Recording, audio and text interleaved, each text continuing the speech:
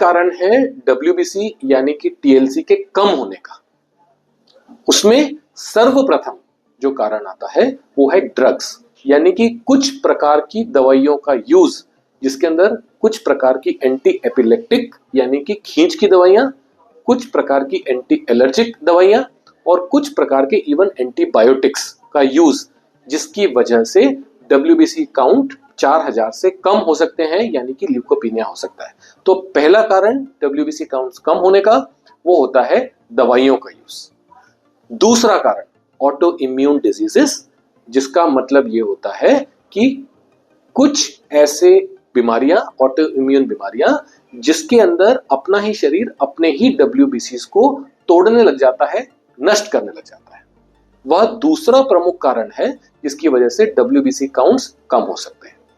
और तीसरा प्रमुख कारण अगेन कुछ प्रकार के वायरसेस के इन्फेक्शन, जिसके अंदर प्लेटलेट भी कम हो सकते हैं और डब्ल्यूबीसी काउंट्स भी कम हो सकते हैं, वह एक तीसरा प्रमुख कारण होता है।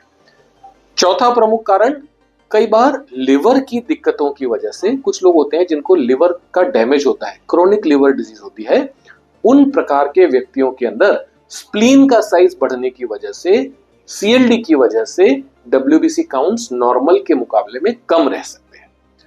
तो दोस्तों ये है कॉमन कारण, जिसकी वजह से यदि आप अपना सीबीसी का टेस्ट करवाते हैं और उसके अंदर यदि किसी भी प्रकार का वेरिएशन आता है, किसी भी चीज का ज्यादा या कम होने की मात्रा पाई जाती है, ये साधारण कारण है जिसकी वजह से आप अपने घर बैठे अपनी सीबीसी की दिक्कतों को आइडेंटिफाई करने का प्रयत्न कर सकते हैं।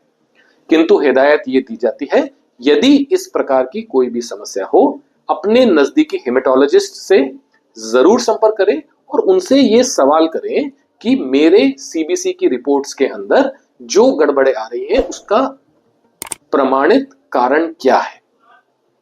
हमसे और जानकारी हासिल करने के लिए हमसे जुड़े। धन्यवाद।